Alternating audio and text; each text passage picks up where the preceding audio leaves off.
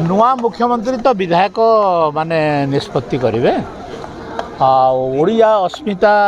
कथा देखे ओडिया पुओ गोटे मुख्यमंत्री हेबे ओडिशार जे भाषा जानी थे ओडिशार जन्म ग्रहण करेंगे ओडिशार सबकि त्याग करेंगे से ही हेबे सर वर्तमान समय बड़ बैठक काली 11 बस शपथ पाठ चर्चा होची 7 हम चर्चा होची जे 12 तारिख घुंची जाई पारे बोली नाई नाई कौन से घुंचार प्रस्ताव ताले विधायक दल सर के बोली काली 11 हम नहीं बढ़िया रहिबो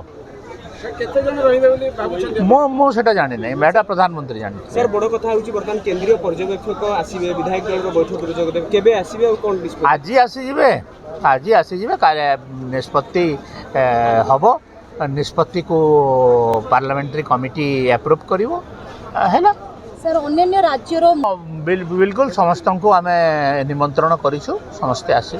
सब राज्य रो सर सब राज्य कहीं आए बीजेपी शासित राज्य तो आए प्राय प्राय आसबार लगे समस्ते कंसेंट दे सारी बड़ सस्पेंस रोची ओडिसा रो मुख्यमंत्री किए हेबे मुख्यमंत्री जे हेले भी नवीन पटनायक तो बेटर हबो ना सर डेप्यूटी सीएम पोस्ट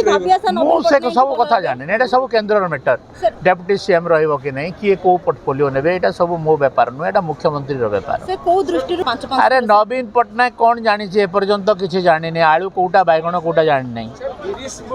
ए सेटा मु जानि नै आज्ञा सत्यता अच्छी ना नहीं मु जानि नै किंतु ओडिसा रो लोकटे हबो भारतीय जनता पार्टी रो राज्य पदाधिकारी टू आरंभ करी केंद्रीय नेता समस्ते भूमिका रही तत् सहित ओडिशावासी से माने भी गोटे बड़ परिवर्तन चाहिए और तांकर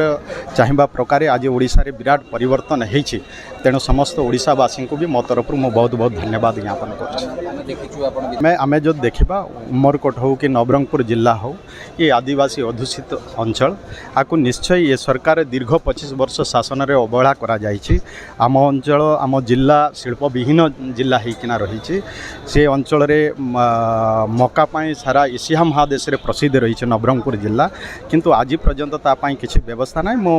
मान्यवर केंद्र मंत्री से धर्मेंद्र प्रधान पेट्रोलियम मंत्री जितेबले थे आम गुहारी करूँ आउ से इथेनॉल प्लांट 500 कोटी टंकार मंजूर भी होता किंतु बड़ दुर्भाग्य गोटे विरोधी दल विधायक ये सब काम करुच्ची से सरकारी दल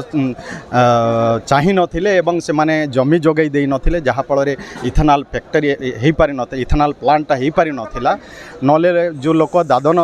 श्रमिक भाव में बाहर को जाउछन्ते से माने सेठी काम पइथान्ते मका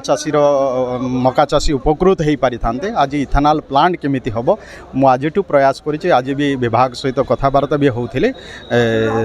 सेरा कोन हबो कोन नाय आमे जमी केमिति जोगाई देबो हमर जो दायित्व रहउछि सेथिपाई तापरे नवरंगपुर गोटे जिला जोठी कि आज पर्यंत एते दिन पर भी आज भी गोटे सरकारी डिग्री कॉलेज हो पारि ना ये कथा भी रही नवरंगपुर जिले में मेडिकल कॉलेज नहीं ये सब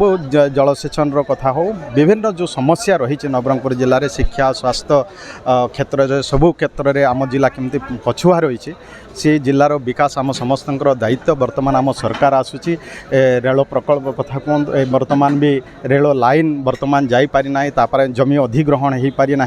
ये सब विषय रही तेणु से सब नवरंगपुर जिला को मंत्री पद मिलने के आशावादी देखो तो ये पार्टी निष्पत्ति नब निश्चय जेहेतु ये गोटे अनडिवाइडेड कोरापुट जिला गोटे आदिवासी प्रवण जिला ये जिलार विकास समस्त प्राथमिकता रहा कथा से दृष्टि आम आशा करुचु आम जिलू निश्चय मंत्री पद गोटे मिल ये तो आशा रही